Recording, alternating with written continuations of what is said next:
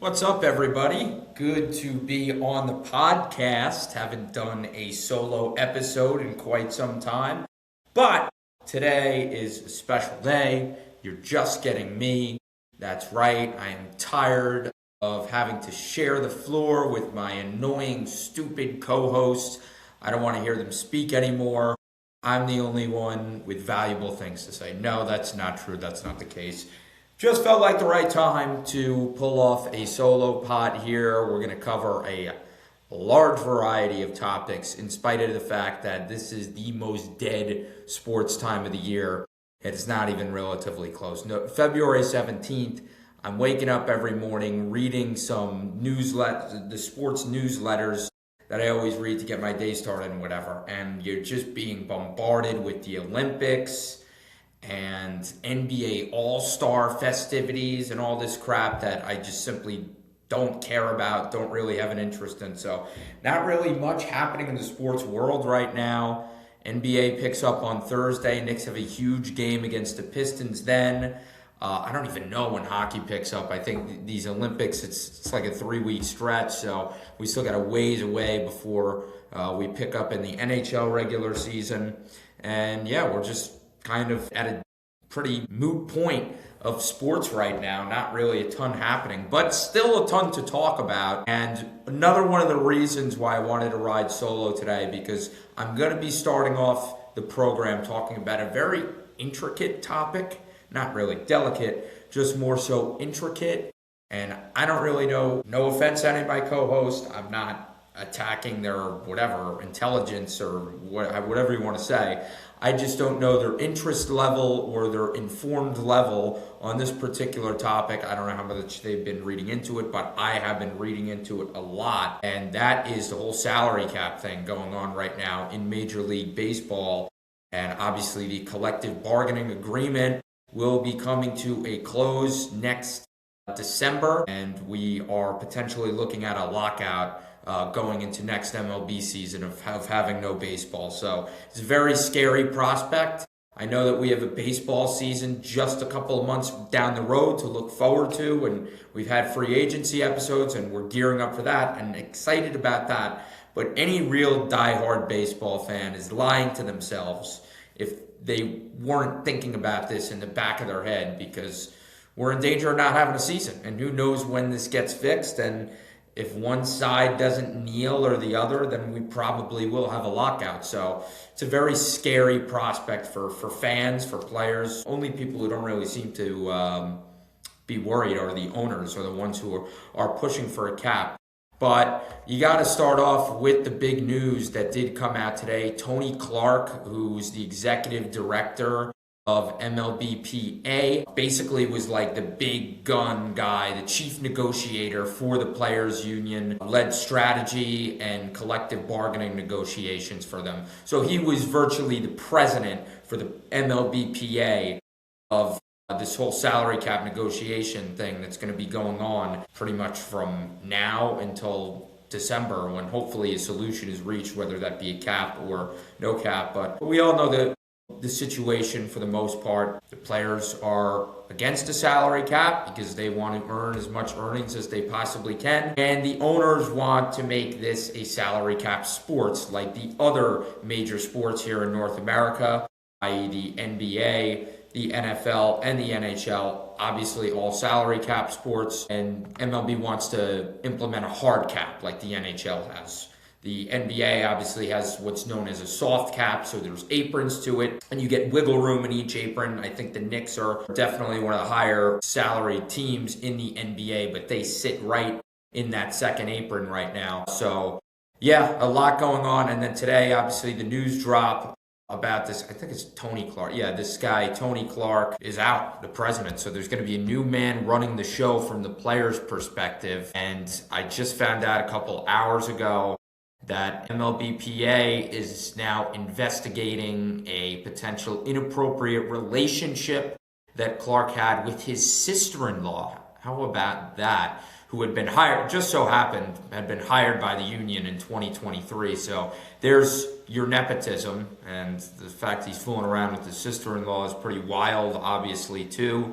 So pretty serious stuff right there. The timing of this originally, when it was announced that he was resigning, there wasn't any reason. So people were just wondering, like, man, I guess he just doesn't want to go through these negotiations or whatever. Or like he's just had it with this job. Well, no, he's not innocent whatsoever.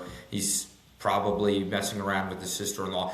On top of ongoing federal investigations from the U.S. Attorney's Office in the East District of New York about some financial corruption taking place with him. Apparently, union funds were millions of dollars, called the Players Way, this particular union fund. Millions of dollars had been missing from there, so funneling money, I guess, to himself from that, or whatever it may be. I don't really know the details of that, but the Eastern District of New York's Attorney's Office also has an investigation of potential financial corruption at play for him. But let's talk a little bit more just about my opinion on this cap and everything that's happening right now.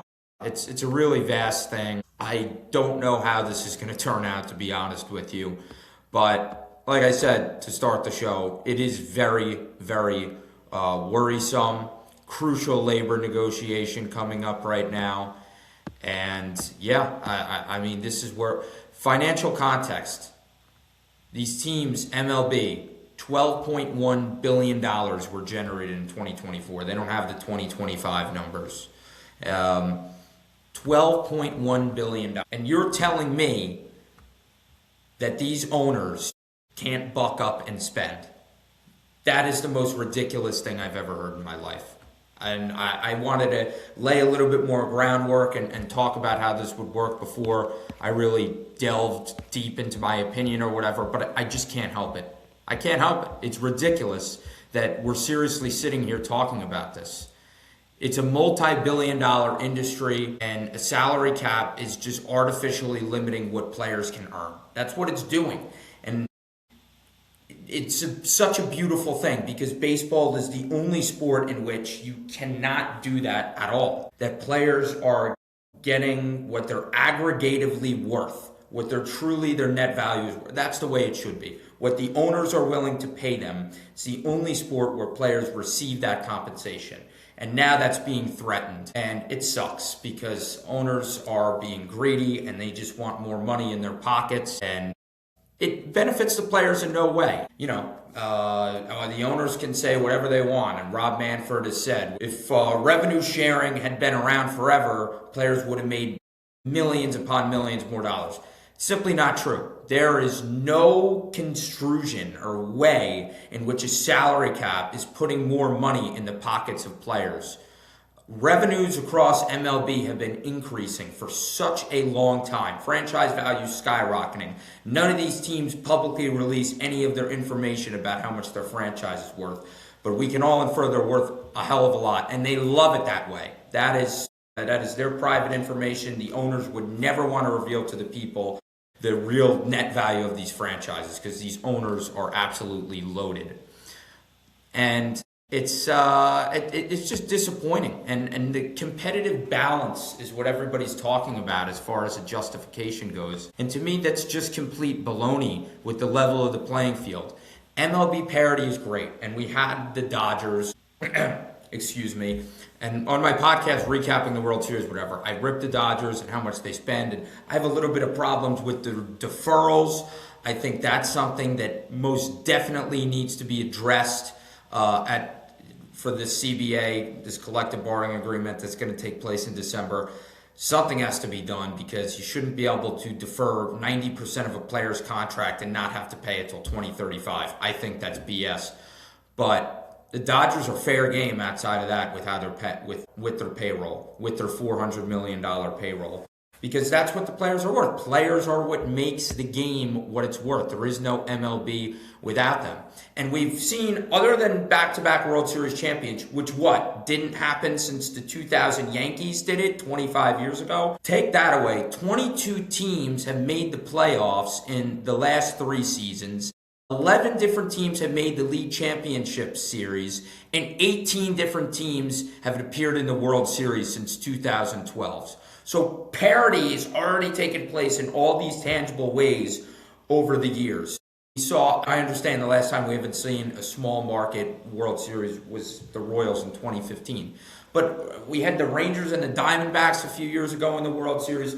So there's plenty of parity, there's competitive balance. I understand the one counter where I do get people is a lot of the complaining that we do about the front offices in baseball. We're Yankee fans. It's a New York sports podcast. One of the biggest criticisms that Brian Cashman takes as general manager of the New York Yankees.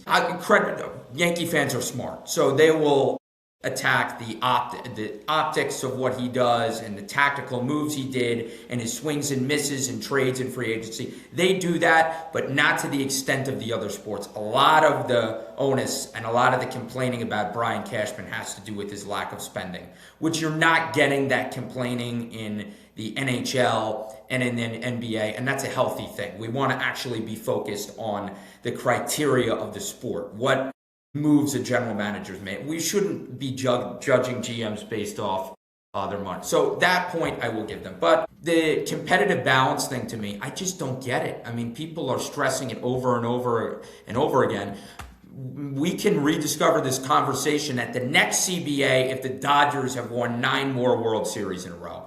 Then we can maybe potentially open the door again to talking about competitive balance. But as of this very moment, I just don't see it as far as that goes.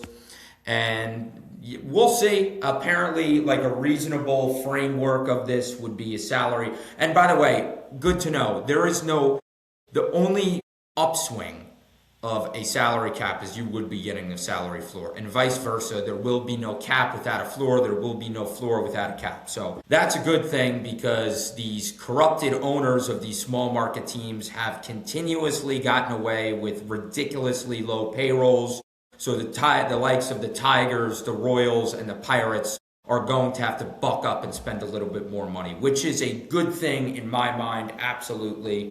But then you're capping the Dodgers at 240. And by the way, the competitive balance thing too, as far as the financials go, let's be honest about it. These small market owners are so corrupted. So yeah, they may have to spend a little bit more on their team's payroll, but they're going to stay right at the low point of where they have to. If it's 160s the floor, they're going to have 160. And the Dodgers, the Yankees, and the Mets, and maybe the Cubs and the Red Sox too, will be at that floor at 240. So you're still going to see that, and players are just going to be making less money.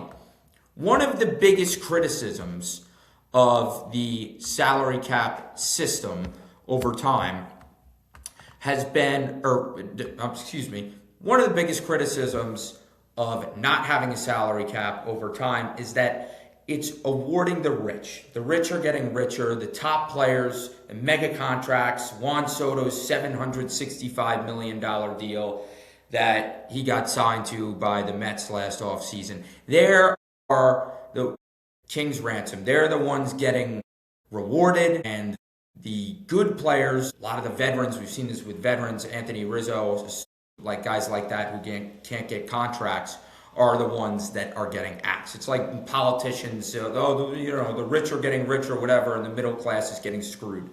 That's been one thing that the owners and pro-salary cap people have been stressing, along with obviously competitive balance being the number one thing, but also that. That's not changing at all if you implement a salary cap. And the reason why that's not changing is because teams are still going to spend all of their resources, their hard cap, so they have 240. They're going to put all of their eggs, all of their money into the top player basket still. They're still going to go spend as much money as they can, put 80% of their team in 3 players. And it's even going to be worse.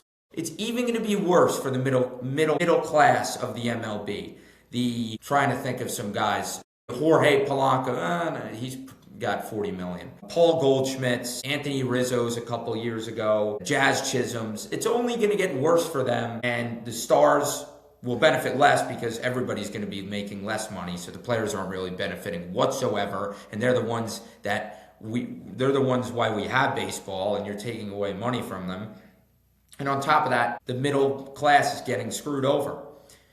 Now, the lower class players, there will, in all likelihood,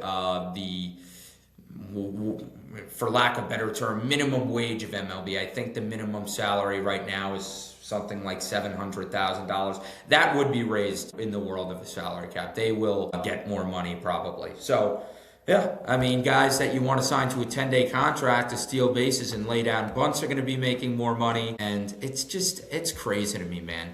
The real solution, this is the simplest, bare bones way of putting it possibly can.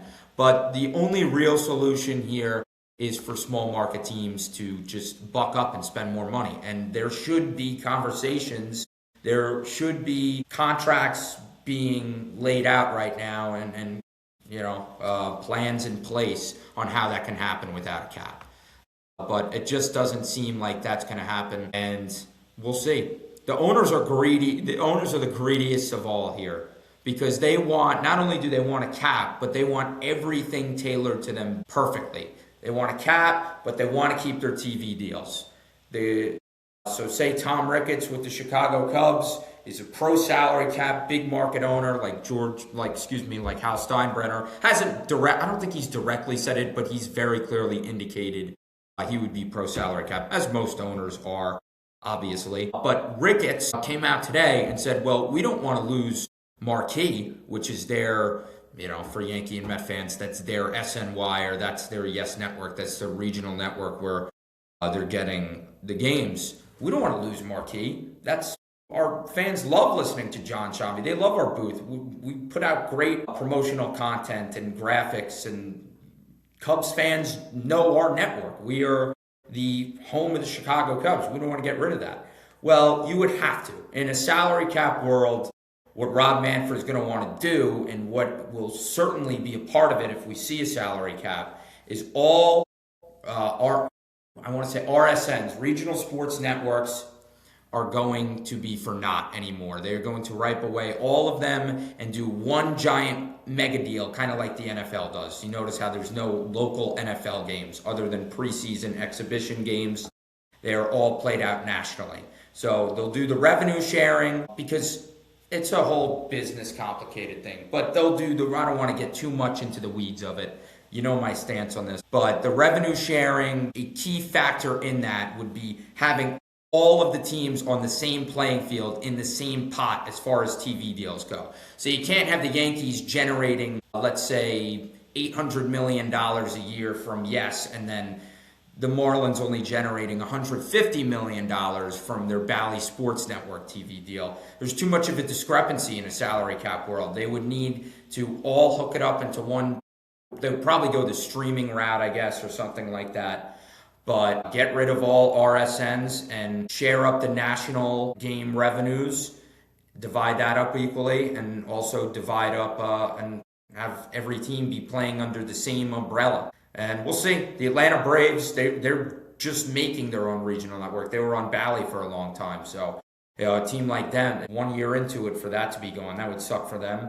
And it would suck for the fans, too. I think a salary cap would suck for the fans in general. This whole thing sucks for the fans because we might not have baseball on opening day next year. We probably won't. But it would suck even more for the fans if regional networks were axed. I know Met fans love their Gary, Keith, and Ron. Yankee fans love the Yanks on Yes, so fans would be missing out in that regard as well. And it just wouldn't. Part of the comfort of a long baseball season is you turn on the TV and your favorite announcer, you're listening to that voice every night for 3 hours, Michael Kay and Ryan Rucco. You know who you're getting.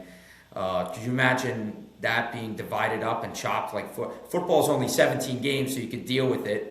They roll out a different lineup for every Jet game or whatever. We usually get the C or D crew, the Andrew Catalan, and forgetting that other guy's name because we're the Jets. But you imagine that over the course of a 162-game season, they're mixing and matching broadcasters, whatever. Fans would absolutely hate that. And the owners would hate it too. You think the Guggenheimers are going to be happy about losing out on Joe Davis? You think Gary Cohen wants to see the beloved threesome of Gary, Keith, and Ron go? So we'll see what happens. I just wanted to brief that. We still have a lot more to talk about. But yeah, MLBPA president axed today. As far as how that affects the negotiations, I don't really think it will. This Myers guy, they're probably going to fill it. He will take over as the president for MLBPA, and he is just as passionate about dissuading a salary cap. He had some really powerful quotes in a story from The Athletic about the cap. Just him talking about how it's an artificial way to suck down the bank accounts of players. So it's all very interesting stuff. We'll see how it plays out, but F the cap, man. All right. With that being said, let's move on. Totally shifting gears. We're going to shift sports here. Talk about our New York Knicks. Right now, sitting at 35-20 in the standings. Pistons coming into the Garden for a critical game. That's obviously the top seed in the East. Thursday night, MSG, 7:30 p.m. Knicks and Pistons, they're 40-13 right now, are the Detroit Pistons. So a critical game. That's your first place team. I believe the Knicks, I don't have the standings pulled up on me right now. Probably should have done that. We were like half a game back for second place behind Boston. And then the Pistons have really ran away with this thing now. They're like 6.5, 7 games. Purposely avoided saying 6 or 7 there. Ahead of the pack. And they're running away with this. Even with the injuries they've endured, and Cade has not been healthy all year. They've been doing it. We saw the big fight the other night. So a lot of those guys, I know Jalen Duren is going to be out in that one. Can't think of, really, he's the key cog that's going to be missing. But basically, if you missed it, I don't really have much details. I can't remember who the Pistons were playing either. But there was a big brawl on the court, a lot of suspensions, a lot of fines being thrown out, and like 3 or 4 Pistons players are going to be serving their suspension on the Thursday night matchup against the Knicks. So definitely something to watch out for on that end. And the Knicks have gotten blitzed by the Pistons every single time they've seen them this year. So you want to buck that trend. What was the problem last year that we all talked about as far as the New York Knicks? Couldn't beat the best teams. 0-11 against the Cleveland Cavaliers, Oklahoma City Thunder, and Boston Celtics in the regular season. So they sat at an 18 or something like that at this point last year, but a lot of that came as a result of beating up on bad teams more often, which the Knicks have done fairly well this year, just not as good as they did last year. We saw them lose a game out in Sacramento to the lowly Kings. Saw them lose MLK Day at the Garden. That was an absolutely brutal loss to the Mavs, which a bunch of guys for Dallas were even at. They had no business losing that game, and yada, yada, yada. Whereas last year it felt like they were just obliterating all the worst teams in the league. So we've seen that trend change a little bit, but for the most part, Knicks are in a good spot, man. And if you were to ask me if I feel better about this team and the spot that they're in now this year, even though the record's 2 games worse than last year, I would have to say, yeah, I do. I think Mikal Bridges is playing a lot better, and we're going to get into player grades in a little bit. But I think Bridges is playing at a better level. He feels so much more comfortable with this coach. This defense has been lapsing in some ways, but he's shooting more confidently. The efficiency's up from him. Jalen Brunson's having another spectacular year. He's like 7th in the league in scoring.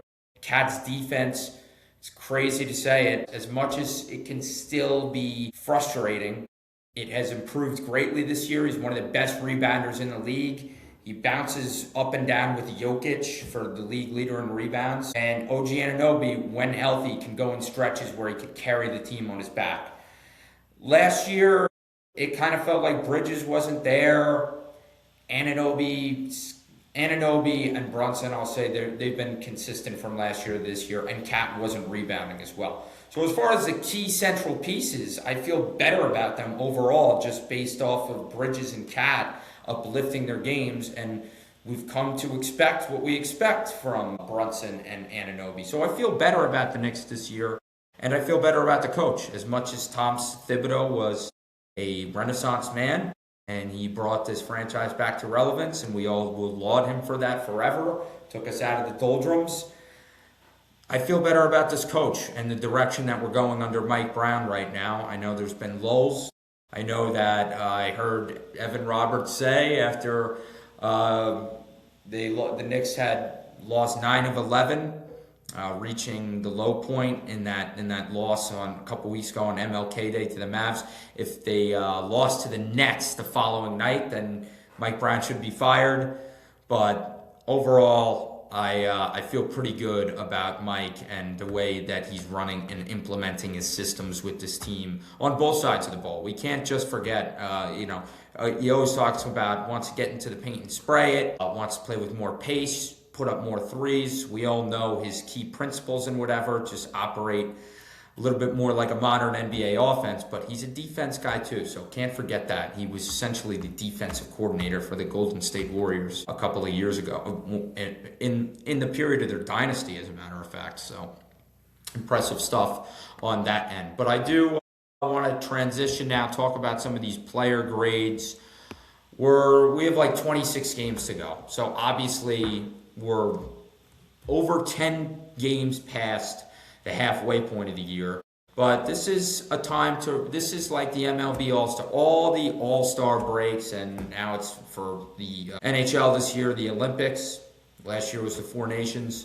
Whatever that gap in the season is where there's 2 weeks off and you have some players playing or whatever, that's the unofficial halfway point of the season. That's a good time to sit back and reflect on the body of work that your team has put up so far. So it's a good time right now just to talk about some individual players and their performances up until this point of the year. And Jonathan Marcy of Knicks Film School has an excellent newsletter. I'm only subscribed to the free version. I don't pay for it, but I would think about paying for it because he's a really, really smart Knicks fan.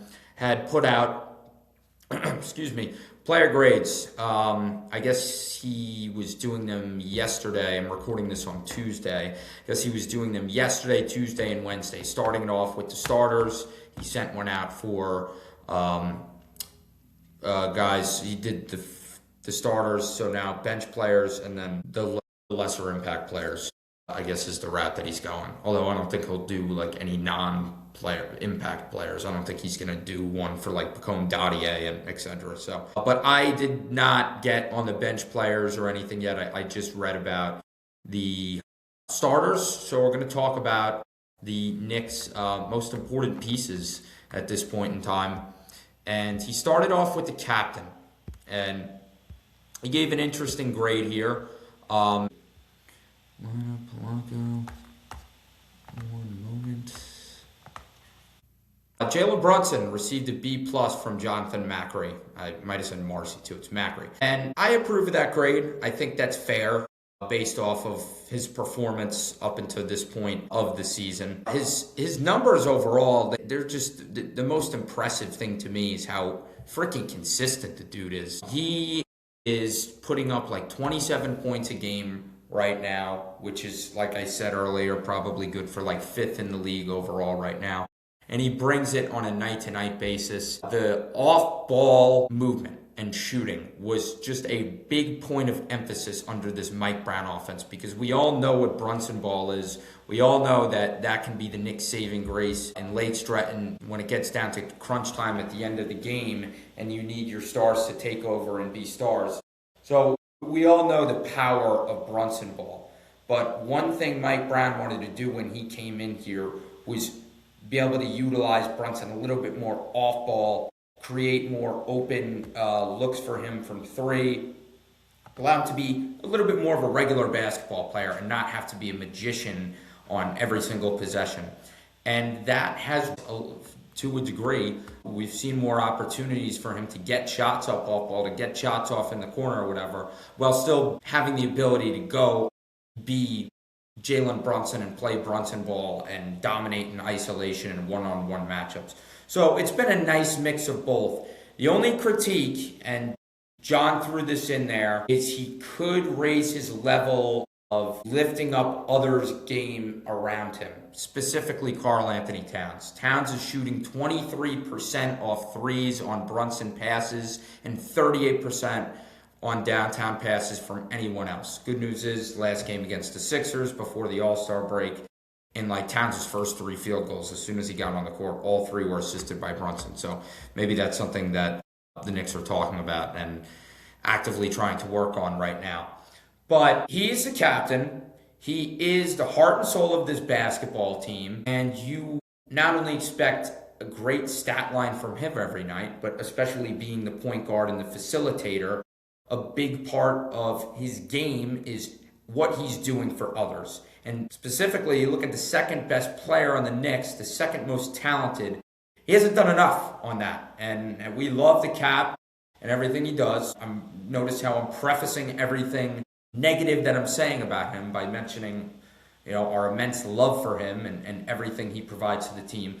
But that is a major qualifier of the kind of player that you are, how you're able to get, especially Karl Anthony Towns, involved. And to this point, it's definitely been lackluster. I mean, that stat right there kind of says it all. So something to look in there. Let's move on with the rest of these grades. Then there was Karl Anthony Towns. Mentioned the dynamics between Cat and Brunson and how that's played a role in defining their grades here. 56 some odd games into the season so far. But Cat has had one of the most interesting seasons of his career, to be honest with you, man. I mean, the rebounding has been off the charts. Him and Jokic ping-ponging back and forth for league leader in NBA boards. So been so good off the glass. Offense and defense, by the way, not just really one side. I mean, him and Mitch have been scooping the boards up. What makes the Knicks such a great rebounding team, both of them having such a big impact from that standpoint. But Cat, obviously, we all know it, the elephant in the room, the trademarked, and I love how Macri in the article put a little TM like trademark thing. That was funny because we all have said it, and he's had the reputation going back to his days in Minnesota too, that he's the greatest three-point big man shooter of all time. And he's a great shooter.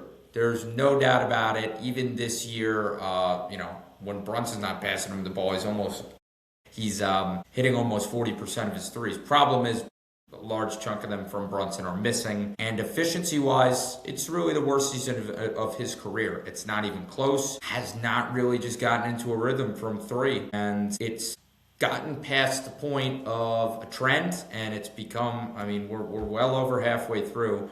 It's become a little bit of a concern here with Cat, and hopefully he can really find his stride as we go down the stretch here and we get into the postseason, because he's such a big part of what the Knicks do offensively. He hasn't been totally obsolete. I mean, he's still averaging like 19 points a game, which is just on the low side for him in general, and they're not falling down with as much frequency as they has in the past. It's that simple. So not really anything quantified, nothing weird you're seeing with his shot form or whatever. I'd be very interested to hear from somebody if they did, but that's not what I'm seeing when I'm watching him, just from an eye test perspective. I don't know if it has more to do with the structure of Mike Brown's offense and him just feeling like he's getting less quality looks. Don't really know. It's hard to point a finger on what exactly it could be. But you can live with that because it could turn around at any given point. And also, he was an all-star, right? I mean, he was an all-star for a reason. He's making up for that on the defensive end. But one thing that Knick fans, Knick announcers and broadcasters, you're doing something wrong when you're getting knocked by the friendliest commentator of all time in Mike Breen. And everybody under the sun who watches this man play can't handle the fouling anymore.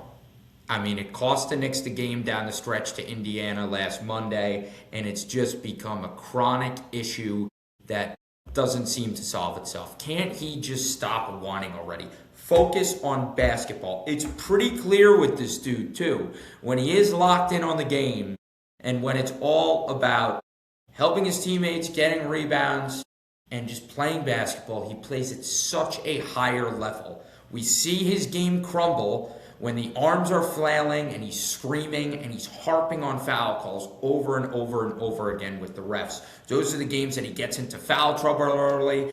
He did it all of the Indiana game. He fouled out with 2 minutes left to go. Granted, he did do some good things that game too, but still, it has to stop with Karl Anthony Towns, especially these next couple months going into the postseason.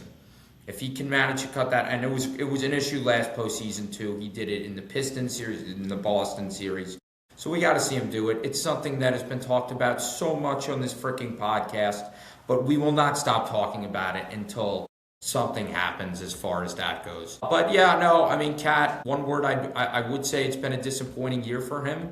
But one thing that you do have to give him is that his poor scoring nights in which he just doesn't have it. And for context, he has just as many games in which he scored 10 points or less as games that he scored 30 or more. So that goes to show you the crazy fluctuation. And that's so unlike a guy who is a perennial all-star and one of the best shooters in basketball. But that's where he's at this year. But it really hasn't affected the team as far as winning and losing goes. I mean, they're 8-2 in games in which Cat, his highest, Cat's 10 highest scoring games are 8-2, and they're also 8-2 in his lowest scoring games. So we could sit here and scream and yell about it all day long. But by the way, if you look at the underlying numbers and the metrics, and Macri did a great job of outlining it all in this article and whatever, it's so hard to really come up with what to make of the information on Karl Anthony Towns and the data and the statistics, because they're just really all over the place. But one thing you can't deny is the rebounding prowess that he's brought to the team this year. It's really been off the charts. He's boxing out well, finally really using all of his 7-foot stature and vertical. So you'd love to see that. But Karl Anthony Towns is a hard guy to make up, but I like him. And he will be here all the way through the season. At least we don't have to talk about trade speculation with him anymore. That's kind of a relief because I was getting tired of doing that. OG Anunoby got a solid B. I'd give him a B+. I would give him a B+. I just know the impact that he has when he's on the court. It's far greater. When he is at his apex, when he's playing his best basketball and is contributing in meaningful ways, that can mean more for the Knicks than any other individual bringing their best. When OG is clicking, the Knicks are title contenders. I'm telling you, it's because he's one of the best two-way players in the league. You think of two ways, you think of him and Bridges. He's the better two-way. He's the guy that I would not be willing to move in a deal for Giannis or not be willing to move in a deal for another superstar because he is so essential to the success of the New York Knicks. It shows itself all the time if you watch the games. And the metrics, which I'm going to brief on shortly, will show you that that's kind of been a little bit wild and all over the place this year. But when you watch the games, man, he's one of the best corner three shooters in basketball. His spacing ability even when he's not getting touches and not putting up the shots, whatever, he helps to space the floor and create looks for other guys. But man, we all know what we value most out of him, and that's when you stick him one-on-one with the opposing team's best player and he shuts them down. And sometimes he's able to do that, really shut them down, and then other times you look up at the box score, the guy he's on did pretty well. But you know whether they had a good night or not, the guy he's on, they worked for it. Because OG Anunoby takes no plays off on the defensive end of the floor because he is constantly going at it, and he's an unrelenting defender. Just need help from a point of attack perspective defensively, but I love OG. And yeah, they'll tell you the Knicks were 127 points per possession better the first 12 games that OG Anunoby played. Incredible. Plus 127. That is a great indicator of the kind of impact that he has on this team. And that's OG being OG. That's the guy who's earned his contract. Next 9 games, hurt. Didn't play. Next 22 games, so coming off that injury, played in 21 of them. He was a minus 31. The team altogether was a minus 22. And then the last 8 games, plus 124. So pretty much right back to where he was the first 12 games of the season. The team has been obviously extraordinary over the last 12 games. So the team is plus 180 per 100 possessions. So it's really, as you can see, kind of all over the place as far as that goes. But it all basically culminates to be exactly where he was at this point last year as far as plus minus goes per 100. So, well, OG, he gets a B from me. I mean, a B plus for me. Got a B from Macri. I don't know if I gave my... I agree. It was B plus for Brunson. I agree with him on that. It was B minus for Cat. I'll give Cat a B minus as well. So I'm with him on that, but I'm going to bump up one for OG. I'll give him a B plus. Two more players to get through here. Mikal Bridges. Look, man, I already kind of talked about Bridges, so I won't say much more when we were just talking about the Knicks. And as far as what looks different this year, I think he's one of the he looks so much more comfortable. And advanced metrics love Mikal Bridges. They really do. You look at the data because he's a two-way guy, because he's been efficient from the floor and can shoot twos and threes, and because, a lot of metrics don't take into account point of attack defense necessarily, and they just look at how your team makes out when you're on the floor. The metrics love this dude all over the place. So, and he's brought it, man. He's brought it. He's the NBA's Iron Man. His health is never in doubt. He's unlike OG. Availability is not something that you talk about when you talk about Mikal, but he's been really good this year. I really like the way he played those all the way through the Cup, man. The conversation around Mikal Bridges with the Knicks up until that point was he's been the most consistent player in this Mike Brown era. More consistent than Brunson, more consistent than any of the other starters. And he did take a dip these last few weeks, especially defensively, or when the Knicks struggled. Now he's fine again, and he went on that rampant takeover in Toronto in that third quarter where he just took the game and ran with it by himself. So now he's stabilized things and he's playing better. But when the team did struggle for those couple weeks, losing 9 out of 11, he was a big part of it, especially defensively. My thing that I have a little pause with Bridges is the point of attack defense. And unlike OG, who I have supreme confidence in when you put him on when you throw him on the opposing team's best scorer, Bridges just isn't that guy, unfortunately. And for a guy that you traded 5 first-round picks for, you sort of expect him to be able to be a very effective defender against the best of the best in the league. But unfortunately, I haven't seen that from him. I want to see him have a little bit more of a renaissance. I want a Mikal Bridges defense. He did in the playoffs last year with those extraordinary plays or whatever. But I want to see more games throughout the next 26 games or whatever is left in which you look at Mikal Bridges. Oh, they stuck him on Cade Cunningham, man. And Cunningham, he was in his face, he was up in his grill all game long. You just don't hear about that enough. So get Bridges to have some standout performances on defense for sure. And from an offensive point of view, it'd be nice if he got to the free throw line more. Just saying, that's something he's obviously always struggled with, but you really are yelling at a wall with that. That's just not his game. He's one of the best players in the league. If you need a little if he's going down the court one-on-one and he's got a little opportunity for, a 22-foot jump shot or a shot on the wing, one of the best mid-range shooters in basketball. So that's his bread and butter. He could also shoot the three pretty well. But yeah, I feel like you're just yelling at a wall if you're asking for. I guess he could be a little bit more aggressive, but don't expect him to be getting. He averages like 3 free throws a game. It's pretty piss poor, but we'll see. We'll see how that goes down the stretch.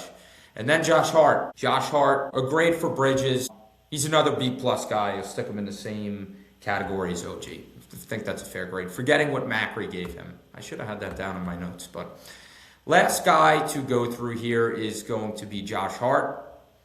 Now, if you told us that Josh Hart, whose three-point shooting was a stipend in the Knicks offense and team altogether last year, if you were to tell us last year when it was holding back and limiting the Knicks offense so greatly, the fact that here's this guy who does so many good things. He's an energizer bunny. He's a hustler.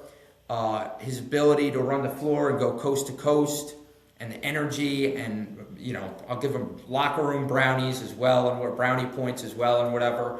But man, how much more of a valuable asset would he be, and how much would it elevate this Knicks offense if when he got open looks from three, like he did in the beginning of his career, like when the Knicks traded for him, they thought they were getting, he could knock down shots at a high level. He could hit open threes. Like, can't we just add that to his game? Get this dude in the gym and have him shoot 1,000 threes a day so we can get him to that level again. So if you were to tell us last year that he was able to rectify that part of his game and get to that level where he's consistently knocking down shots, and he's still doing all of the other things, the intangibles, running the floor, playing hard defense or whatever, I mean, it would have been an easy A+. And he's doing that. He is shooting 41% from three this year. He is an over 40% three-point shooter. He's in that club, and he's increased his three-point attempts by 50%. So it's just unbelievable. Not only is he shooting more, but he's making more. It's not what they say, it's not a shooter's league, it's a maker's league. So he's doing both. And the Knicks are 29-14 when he plays and 6-6 when he doesn't. But the reason that he's not getting an A for me is I just don't think his defense, and this has not been a big talking point with Knicks fans this year, but I don't think his defense has been where it's needed to be at all times. I just don't. And I might get some flack for that, whatever, because his steals are good and he could still come in and make a big play and whatever. But I want to see a little bit more defensive consistency with him. Specifically, what I would be talking about is the same exact, I know it's boring and I guess it's monotonous, but it's the same thing with Bridges, man. We need guys who, when you're one-on-one, when you're on an island, when you're defending somebody, keep them in front of you. I can't tell you the amount of blow-bys I see when I watch this Knicks defense from all of these guys, especially quick guards, whatever. These guys need to be a little bit more athletic and a little bit more fast to move off their spots. And I don't want to get too technical into the X's and O's and whatever. But just from a man standpoint, a one-on-one standpoint, haven't seen enough for him. I feel like his effort level on that floor, and I don't know if it's because of the increase in threes or whatever, I feel like his effort level on that aspect of defense isn't where it has to be. So I want to see a little bit more effort from him in that regard. And yeah, so that's why he'll also be in the B+ department. A lot of B's, man, pretty much across the board. Crap ton of B's for these Knicks, and I mean, that's kind of the team performance too, right? We'll give Mike Brown a B. No analysis on that, but we'll give him a B as well. And that's kind of what this is, a B team right now, but hopefully they can blemish into an A, right? We'll see what happens. Big game Thursday night against the Pistons, as I mentioned. Sort of a litmus test game. They've gotten trounced by Detroit every time they see them. You're at the Garden, fresh legs. We'll see how they come out rolling post All-Star break. I didn't watch the All-Star game, but I heard it was phenomenal. Heard huge success with the whole round-robin format, 3 teams or whatever. And our Knicks walked away with some trophies too, so you got to be pleased with that, right?